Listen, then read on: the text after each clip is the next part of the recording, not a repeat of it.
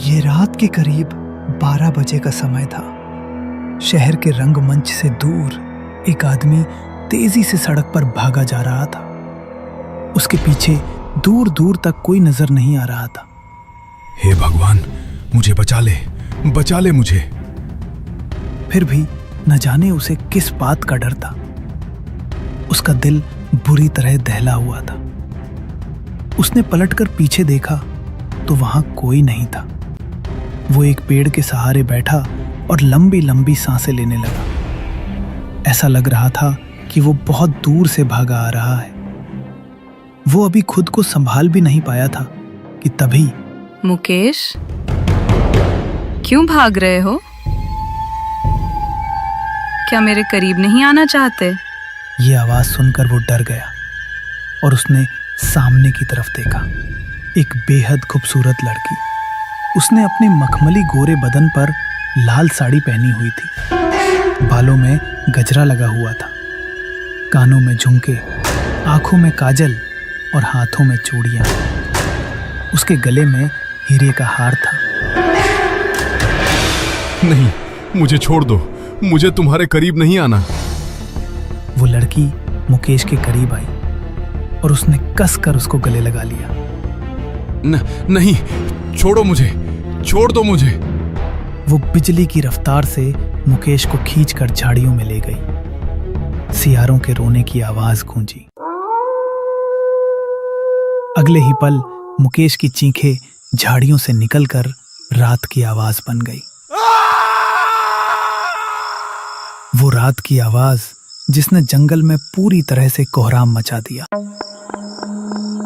कुछ देर बाद एक आदमी मोटरसाइकिल पर सवार वहां से गुजर रहा था। कितना भयानक जंगल है। ऐसा लगता है कि डर के मारे जान निकल जाएगी। तभी झाड़ियों से एक चीज उड़ती हुई आई और उसकी मोटरसाइकिल के आगे आकर गिरी। उसने उसे देखा तो उसकी आंखें फट पड़ी। वो चीज कुछ और नहीं बल्कि मुकेश की कटी गर्दन थी। वो चींखता चिल्लाता हुआ वहां से भाग निकला और फिर चारों तरफ सन्नाटा छा गया। कुछ दिन बाद राजीव, मोहित, रेहान और माधव चारों दोस्त एक दूसरे से बातें करते हुए चले जा रहे थे। वैसे सच कहूं तो किस्मत ने हमारे साथ बहुत ही भद्दा मजाक किया है। हाँ, कॉलेज में हम सभी के मार्क्स 95% से ऊपर थे, लेकिन फिर भी हम में से अभी तक किसी को अच्छी जॉब नहीं मिल पाई। मेरा तो मन करता है कहीं डाका डाल दूं। जब जिंदगी हमें हमारी सही जगह नहीं ले जा रही तो जिंदगी से अपना हक छीन लो। तुम लोगों को तुम्हारी जिंदगी बदलने का एक मौका मिल सकता है। इन सभी ने पीछे मुड़कर देखा तो एक अधेड़ उम्र का आदमी इनके सामने खड़ा था। जी, आप कौन? अरे रेहान, कुछ नहीं, बस अंकल हमारे मजे ले रहे हैं। देखो, मेरी बात को मजाक में मत लो, वरना जब अपनी जगह किसी और को अमीर होता देखोगे तो फिर अफसोस करोगे। ये सुनकर इन सभी ने एक दूसरे की तरफ देखने लगते हैं और फिर रेहान बोला, ठीक है अंकल, बताइए कैसे होगी हमारी परेशानी दूर? हो जाएगी। कुछ पाने के लिए मेहनत तो करनी ही पड़ती है। अगर हिम्मत है तो ही मेरे पीछे आना, वरना अपने रास्ते जा सकते हो। ये कहकर वो आदमी आगे बढ़ गया। इन सभी ने एक दूसरे की तरफ देखा और फिर वो लोग भी उसके पीछे चल दिए। वो आदमी इनको जंगल से होते हुए एक गुफा पर ले गया और फिर इनसे बोला, यही वो गुफा है जहां तुम लोगों की किस्मत की चाबी है। अंदर आओ। गुफा में रात के समय भी काफी रोशनी थी। ये चारों उसके साथ एक जगह जाकर रुके। ये एक बड़ी सी दीवार थी जिस पर मंत्र लिखा था और एक छोटी सी खिड़की बनी थी।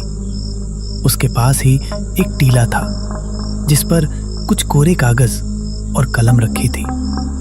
तुम्हें इस मंत्र को बस 12 बार पढ़ना है और फिर जो भी इच्छा हो उसे एक कागज पर लिखकर उस खिड़की में डाल देना। इन चारों को अब बहुत ज्यादा एक्साइटमेंट हो रही थी। इन्होंने उस मंत्र को 12 बार पढ़ा। और फिर अपनी अपनी दिली ख्वाहिशें एक कागज पर लिखी, फिर उन्हें उस खिड़की में डाल दिया। तभी खिड़की से आवाज आई, तुम्हारी ख्वाहिश पूरी होगी। तुम तीनों की जेब में एक चिट्ठी है। ख्वाहिश पूरी होने के 3 महीने बाद तुमको ये चिट्ठी खोलनी है। इतना सुनकर इन चारों ने अपनी जेब में हाथ डाला तो एक बार फिर से हैरान रह गए। इनकी जेबों में एक एक चिट्ठी रखी थी। अब तुम चारों की जिंदगी पूरी तरह से बदल जाएगी। अब जाओ अपने अपने घर को, जाओ। उस आदमी की बात सुनकर ये चारों गुफा से बाहर आए और तेज कदमों के साथ जाने लगे। यार मुझे तो बहुत अजीब लग रहा है। कौन थी उस दीवार के पीछे? अरे जो हुआ है उसको भूल जाओ। बस ये देखो कि जो हमने मांगा है वो होता है, या फिर ये अंकल और वो छिपी हुई आंटी हम लोगों के साथ मस्ती कर रहे थे। सुबह जब राजीव की आंख खुली तो उसने देखा कि उसकी अलमारी अपने आप हिल रही है। अरे ये अलमारी कैसे हिल रही है? क्या है इसमें? उसने अलमारी को खोला। उसकी आंखें चौंधिया गईं। वो हैरान रह गया ये देखकर कि उसकी अलमारी में कपड़ों की जगह ढेर सारे सोने चांदी के जेवर रखे हुए थे और उनमें कुछ सोने के सिक्के भी थे। उसने मुट्ठी भर जेवर उठाए। मैं अमीर हो गया, मेरी ख्वाहिश पूरी हुई। वहीं दूसरी तरफ रेहान, माधव और मोहित को भी उनके घर में ढेर सारा धन मिला, जिसे पाकर वो बहुत खुश थे। चारों दोस्त रात को क्लब में मिले और खूब पार्टी की। यारो, मुझे तो अभी भी ऐसा लग रहा है कि मैं सपना देख रहा हूँ। मैं इतना अमीर हो जाऊंगा, मैंने तो सपने में भी नहीं सोचा था। अरे अब तो सब कुछ हो गया है भाई। अब हम चारों अमीर हैं, कोई जरूरत नहीं है हमें नौकरी करने की। अब तो ऐश ही ऐश है। ये चारों अब बहुत खुश थे। ये अपनी हर एक बड़ी से बड़ी ख्वाहिश को पूरा करने में लग गए। इन्होंने बड़ा घर खरीदा। ये रोजाना शॉपिंग करते, घूमते फिरते, ट्रैवलिंग करते और अपनी लाइफ पूरे मजे के साथ जीते। इसी तरह से 3 महीने गुजर गए। एक दिन राजीव क्लब से पार्टी करके अपनी बाइक से घर को लौट रहा था।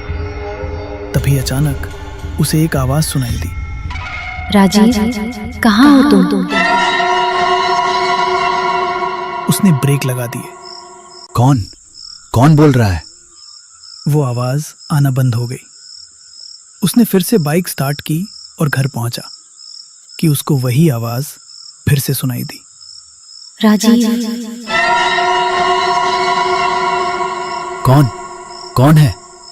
उसके इतना कहते ही दरवाजा खुला और उसे अपने सामने एक खूबसूरत लड़की खड़ी नजर आई। उसे देखकर राजीव के दिल की धड़कन तेज हो गई। मैं हूँ कामेश्वरी, जिसने तुम्हारी ख्वाहिश पूरी की है। उस खिड़की के पीछे आप ही थी? हाँ, मैं ही थी। मैंने तुम्हारी ख्वाहिश पूरी की है। अब तुमको मुझे कुछ देना होगा। ये सुनकर राजीव के चेहरे पर चिंता की लकीरें उभर आईं। कामेश्वरी भागकर उसके गले लग गई।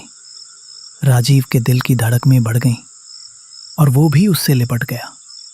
अगले ही पल दोनों एक दूसरे के बेहद करीब थे। कुछ प्यार भरे लम्हे गुजारने के बाद, राजीव, आज रात 12 बजे उस चिट्ठी को खोल लेना और जो उसमें लिखा है उसे पूरा करना। ये कहकर वो बेड से उठी और बिजली की रफ्तार से वहां से चली गई। राजीव ने 12 बजते ही चिट्ठी निकाली और उसको खोला। उसे पढ़कर उसकी आंखों की चमक गायब हो गई। ये क्या लिखा है?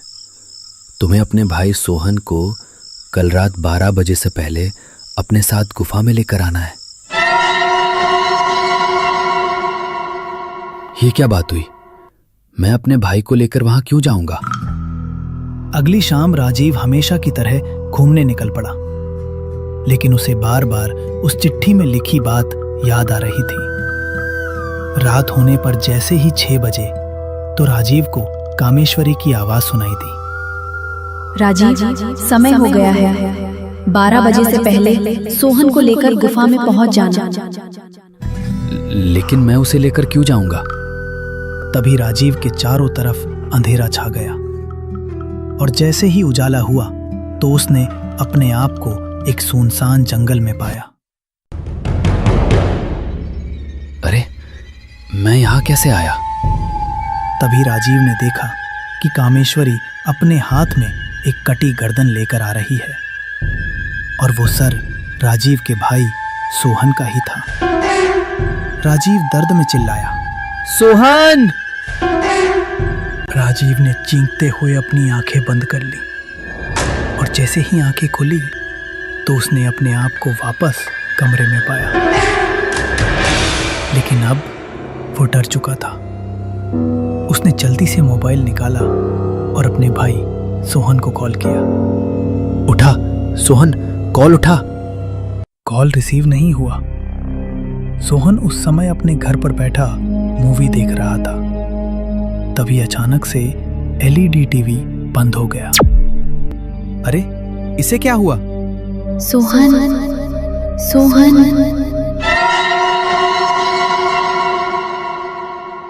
अरे, ये किसकी आवाज है? वो कमरे से बाहर निकला तो वहां कोई नहीं था। आवाज अभी भी बराबर आ रही थी। सोहन। वो घर से बाहर निकला तो आवाज थोड़ी साफ हुई। उसने देखा कि गार्डन में कोई खड़ा है। वो उसके करीब जाने लगा तो धीरे धीरे कामेश्वरी का अक्स साफ हुआ। उसने कामेश्वरी को ऊपर से नीचे तक निहारा। कौन हो तुम? मुझे कैसे जानती हो?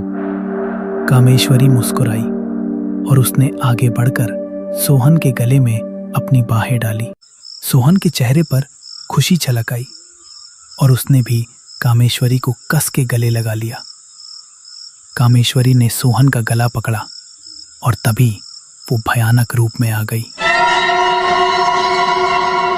उसकी आंखें लाल चमक उठी, नाखून लंबे हो गए। उसने अपने खूंखार पंजे का एक ही हमला सोहन की गर्दन पर ऐसा किया कि वो उसके शरीर से अलग हो गई।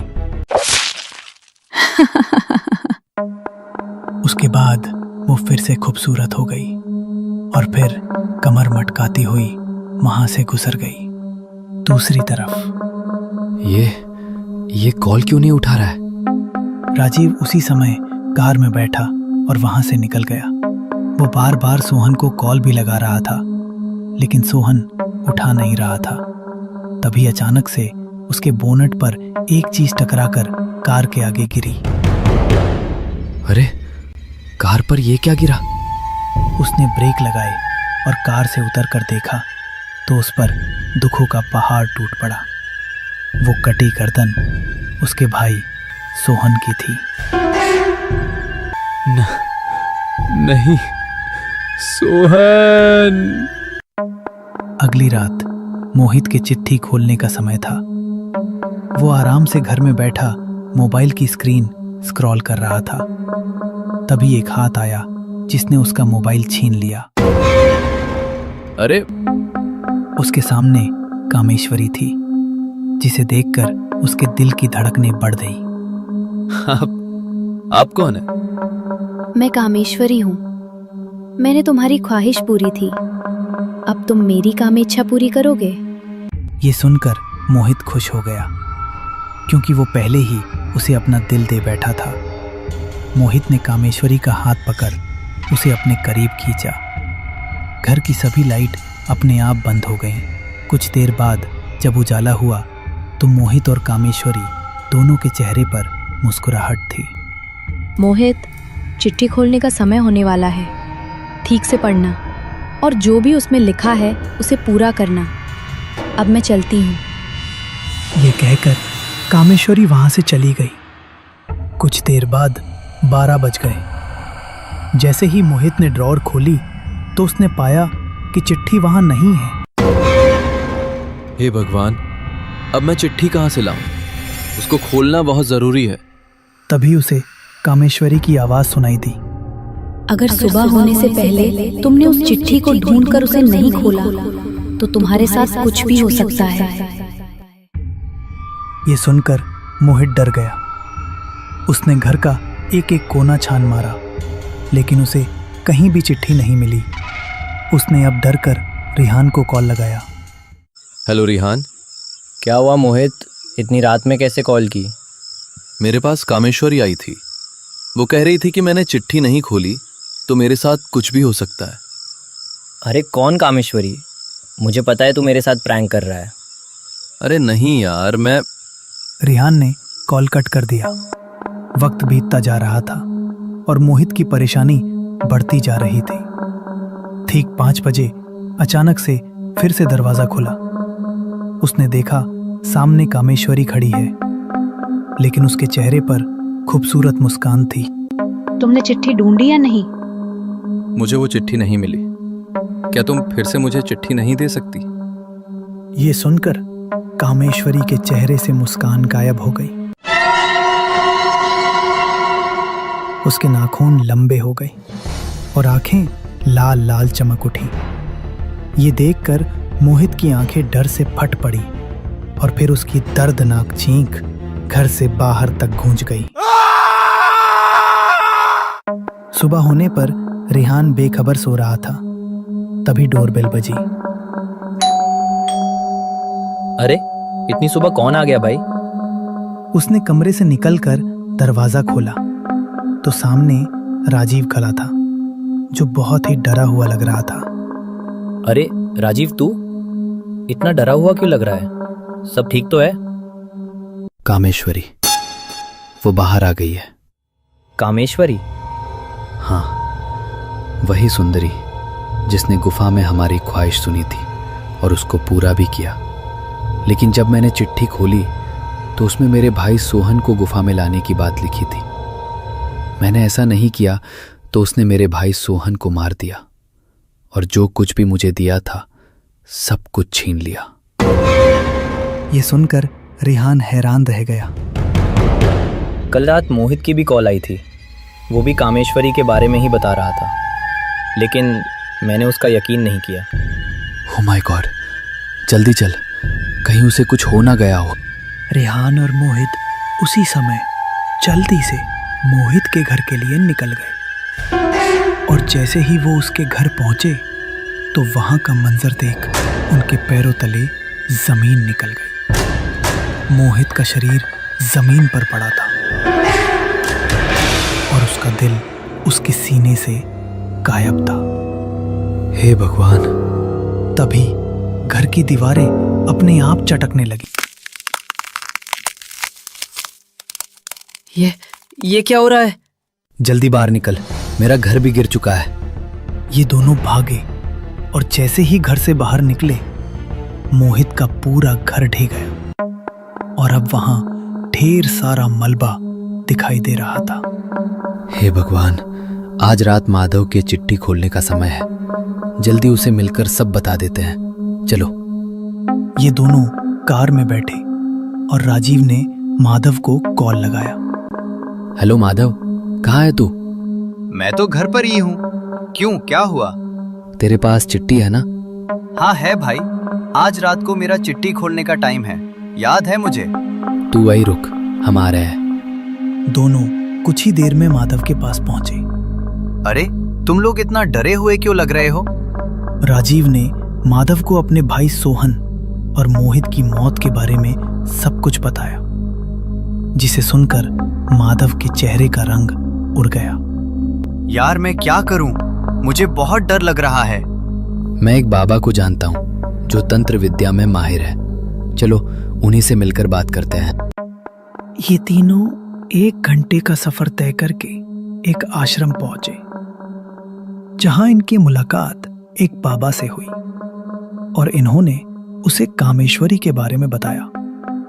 कामेश्वरी तंत्र शास्त्र में वर्णित एक अत्यंत सुंदर, युवा और शक्तिशाली यक्षिणी है, जिन्हें आकर्षण, प्रेम, यौवन और कामेच्छाओं की पूर्ति करने वाली देवी माना जाता है। ये साधक की मनोकामनाएं पूरी करने के साथ साथ धन, स्वर्ण और भौतिक सुख सुविधाएं प्रदान करती हैं। उसको 41 रातों की कड़ी तपस्या और विधि करके सिद्ध किया जाता है। तभी वो हमारी कामेच्छा और धन दौलत की इच्छाओं की पूर्ति करती है। लेकिन बाबा, हमने तो उसे सिद्ध भी नहीं किया। एक आदमी हमें उस गुफा में ले गया था और उसी ने हमारी इच्छा उस कामेश्वरी तक पहुंचाई। गुफा?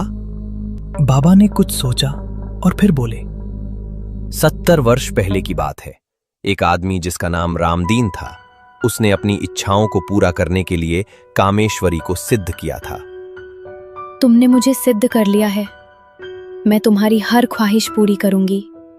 कामेश्वरी, मैं बहुत दुख में हूं। तुम मेरा अकेलापन और मेरी गरीबी हमेशा के लिए दूर कर दो। कामेश्वरी उसके करीब गई और उसे कसकर गले लगा लिया। दोनों एक दूसरे के बेहद करीब आ गए। कामेश्वरी ने उसे बहुत धन दौलत दी। रामदीन कामेश्वरी से कामेच्छा भी पूरी करता और उससे धन भी खूब लेता था। इसी तरह 1 साल निकल गया। एक रात कामेश्वरी अचानक से रामदीन पर भड़कने लगी। तुमने धोखा किया है मेरे साथ। धोखा। धोखा? मैंने कोई धोखा नहीं किया। ऐसा क्यों बोल रही हो? तुमने मुझसे बातें छिपाई है। मैंने तुम्हारी हर ख्वाहिश पूरी की, तुमको खूब धन दिया और तुमने उसे दूसरे लोगों को बांटना शुरू कर दिया। लेकिन कामेश्वरी, अपने धन से किसी परेशान की मदद करना कौन सा गलत काम है? नहीं, जो मैंने तुमको दिया वो तुम्हारी ख्वाहिश थी। तुम अपनी ख्वाहिश में से दूसरों की ख्वाहिश पूरी नहीं कर सकते। ये हमारी धारणा का उल्लंघन है। अब तुमको और मुझे दोनों को इसका हर्जाना भुगतना पड़ेगा। हर्जाना? कैसा हर्जाना? मेरे साथ उसी गुफा में चलो जहां तुमने तपस्या करके मुझे सिद्ध किया था। कामेश्वरी रामदीन दोनों उस गुफा में पहुंचे। वहां कामेश्वरी ने एक दीवार के सामने जाकर हाथ जोड़े और बोली, यक्षदेव, मुझे क्षमा करे। मैंने ये सब जानबूझकर नहीं किया। ये सारी गलती मेरे साधक से हुई है। तभी दीवार में से एक आवाज आई, ये ठीक नहीं हुआ कामेश्वरी। आज से तुम इस गुफा के अंदर इस दीवार के पीछे कैद रहोगी और जब भी कोई तुमसे यहाँ आकर अपनी इच्छा मांगेगा तो तुम उसकी इच्छा और अपनी कामेच्छा पूरी करने के लिए गुफा से बाहर जा सकोगी। तुम जिस किसी की इच्छा पूरी करोगी उसे एक चिट्ठी दोगी। उसके 3 महीने बाद जब वो उस चिट्ठी को खोलेगा तो उसके अंदर उसके जिस भी करीबी इंसान का नाम लिखा होगा उसे यहाँ इस गुफा में लेकर आना होगा। जब तुम इस गुफा के अंदर उस आदमी की बलि दोगी तो तुम्हारी शक्ति थोड़ी और बढ़ जाया करेगी, लेकिन तुम किसी को भी अपनी मर्जी से यहाँ नहीं ला पाओगी। ये काम सिर्फ वही कर सकता है जिसकी तुमने इच्छा पूरी की हो। और अगर वो ऐसा नहीं करेगा तो तुम उसके उस करीबी इंसान को खत्म करने उसके पास जा सकोगी जिसका नाम चिट्ठी में लिखा होगा। इसी तरह जब तुम 44 मर्दों की बलि दे दोगी तो तुम इस गुफा से आजाद हो जाओगी। रामदीन, अब तुम मेरे लिए इच्छा मांगने वाले मर्दों को यहाँ लेकर आया करोगे। ये सुनकर रामदीन को अपने ऊपर बहुत पश्चाताप हुआ। अगली सुबह रामदीन अपने कमरे में मरा हुआ पाया गया। उसकी आत्मा उसके शरीर से निकल चुकी थी, लेकिन अगले ही पल उसने खुद को कामेश्वरी के सामने उसी गुफा में पाया। ये क्या? मैं तो मर चुका हूं, तो फिर मैं यहाँ कैसे आ गया? तुम मेरे साधक हो। तुमने अपने साथ जो भी किया उससे तुम भाग नहीं सकते। अब तुम्हारी आत्मा इस धरती को छोड़कर नहीं जा सकती। जब तक मैं इस गुफा में कैद हूं तब तक तुम भी इस दुनिया में भटकते रहोगे। इसका मतलब है जो हमें उस गुफा में ले गया था वो रामदीन की आत्मा है और वो ऐसा इसलिए कर रहा है कि कामेश्वरी गुफा से आजाद हो और उसे मुक्ति मिल सके। तुम लोगों ने अपने लालच के चलते बहुत बड़ी मुसीबत मोल ले ली है। पिछले 3 माह में जो तुमने देखा समझो वही तुम्हारी जिंदगी के अच्छे दिन थे। ऐसा ना कहिए बाबा, मुझे बचा लीजिए। मेरा आज चिट्ठी खोलने का समय है। अगर मैंने चिट्ठी नहीं खोली तो वो मुझे मार देगी, और अगर मैंने चिट्ठी खोली तो जिसमें उसका नाम लिखा होगा, मुझे उसे गुफा में ले जाना होगा और वहां वो उसकी बलि ले लेगी। मेरे पास तुम्हारी समस्या का कोई समाधान नहीं है, तुम लोग जा सकते हो।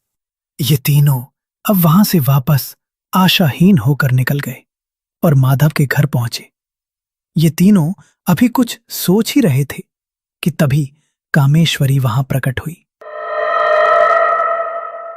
तुम तीनों एक साथ? क्या लगता है तुमको, तुम चिट्ठी खोलने से बच जाओगे? नहीं कामेश्वरी, मैं चिट्ठी खोलूंगा और जो भी उसमें लिखा होगा उसे पूरा भी करूंगा। बहुत अच्छे। ये कहकर कामेश्वरी ने राजीव और रेहान को घूर कर देखा और उनके चारों तरफ अंधेरा फैल गया। कुछ ही पलों में उजाला हुआ तो उन्होंने अपने आप को घर के बाहर पाया। अरे, हम यहाँ कैसे आ गए? कहीं वो माधव को कुछ कर ना दे। नहीं, वो सिर्फ अपनी काम में इच्छा पूरी करेगी। अभी वो माधव को कुछ नहीं कर सकती, क्योंकि अभी उसने चिट्ठी नहीं खोली है। तो हमें 12 बजे का इंतजार करना पड़ेगा। अरे, इन दोनों को तुमने कहाँ भेज दिया? वो दोनों घर के बाहर पहुंच चुके हैं। इस समय मुझे यहाँ कोई नहीं चाहिए, बस तुम और मैं। ये कहते हुए कामेश्वरी उसके करीब चली गई। ठीक 12 बजे कामेश्वरी ने माधव के चेहरे पर हाथ फेरा और बोली, जो गलती तुम्हारे दोस्त ने की है वो तुम नहीं करना। मैं नहीं चाहती कि मुझे तुम्हारे साथ भी कुछ वैसा करना पड़े। ये कहकर वो गायब हो गई। तभी दरवाजे पर दस्तक हुई। माधव ने उठकर दरवाजा खोला। तू ठीक तो है ना? हाँ, मैं ठीक हूँ। माधव ने चिट्ठी निकाली। चिट्ठी खोलने से पहले उसने एक बार राजीव और रेहान की तरफ देखा और फिर चिट्ठी को खोला। कल रात 12 बजे से पहले अपने चचेरे भाई सोनू को लेकर गुफा में चले आना। ये पढ़कर माधव परेशान हो उठा। अगली रात माधव अपने कमरे में बैठा बार बार घड़ी को देख रहा था और बहुत ही परेशान था। अब क्या होगा? वहीं दूसरी तरफ एक लड़का अपने आप से बातें करता हुआ जंगली रास्ते से गुजर रहा था। अगर मुझे एक मौका मिल जाए ना उससे बदला लेने का, तो मैं उसे खत्म कर दूंगा, बर्बाद कर दूंगा। तभी रामदीन वहां आ पहुंचा। किसको बर्बाद करना चाहते हो? करना चाहता हूं किसी को, तुम्हें क्यों बताऊं? कौन हो तुम? मैं वो हूं जो तुम्हारा बदला लेने में तुम्हारी मदद कर सकता हूं। ये सुनकर वो लड़का उसे गौर से देखने लगा। रामदीन उसे उसी गुफा में ले गया और उसे दीवार पर लिखे मंत्र पढ़वाए। तुम्हारी जो भी ख्वाहिश है उसे एक कागज पर लिखो और उसे इस खिड़की से अंदर डाल दो। उसके बाद वो पूरी हो जाएगी। ये सुनकर उस लड़के ने कलम उठाया और कागज पर लिखा शुरू किया। फिर उसे फोल्ड करके इस खिड़की में डाल दिया। खिड़की के उस तरफ खड़ी कामेश्वरी ने उस चिट्ठी को उठाया और उसे पढ़ा। उसे पढ़ते ही कामेश्वरी के चेहरे पर हैरानी के भाव स्पष्ट हो गए। नहीं, ये नहीं हो सकता। उसने चिट्ठी को फाड़ना चाहा, लेकिन ऐसा न हो पाया। गुफा में ठंडी हवाएं चलने लगी। दीवार से एक रोशनी उत्पन्न हुई और एक दरवाजा सा उसमें खुल गया। कामेश्वरी, चलिए आओ। नहीं, ये क्या हो रहा है? रामदीन की आत्मा भी ये देख हैरान थी। तभी रेहान, राजीव और माधव भी वहां आ पहुंचे और वो लड़का भी उन्हें देख मुस्कुराने लगा। ये सब क्या हो रहा है? क्या ये लड़का तुम लोगों को जानता है? ये लड़का हमारा 5वां दोस्त सुधीर है। इसे तुमसे मिलाना और यहाँ भेजना, ये सब हमारा ही प्लान था, जिसमें अब कामेश्वरी फंस चुकी है। फंस चुकी है? ऐसा क्या लिखा है तुमने इस चिट्ठी में? इस चिट्ठी में वही लिखा है जो मैंने इसे बताया था। वो ये कि कामेश्वरी का बंधन रामदीन की आत्मा से टूट जाए और रामदीन की आत्मा को भी मुक्ति मिल जाए। कामेश्वरी अब किसी और को अपने जाल में ना फंसा सके और अपने लोक में वापस चली जाए। जब तक कोई फिर से इसे सिद्ध करके वापस ना बुलाए, ये वही रहे। ये सुनकर कामेश्वरी चीख उठी। नहीं! तभी एक रोशनी आई और कामेश्वरी को उस दरवाजे के अंदर खींच ले गई। ये चारों एक दूसरे को देखकर मुस्कुराने लगे और फिर अपने घरों को चल दिए। भले ही इन्होंने अब सब कुछ खो दिया था जो कामेश्वरी ने इन्हें दिया था, लेकिन सबसे जरूरी चीज, इनके अंदर का लालच, अब मर चुका था। 42 दिन बाद रेहान उस गुफा के अंदर बैठा हुआ कुंड के सामने तपस्या कर रहा था। तभी वहां पर ठंडी हवाएं चलने लगी।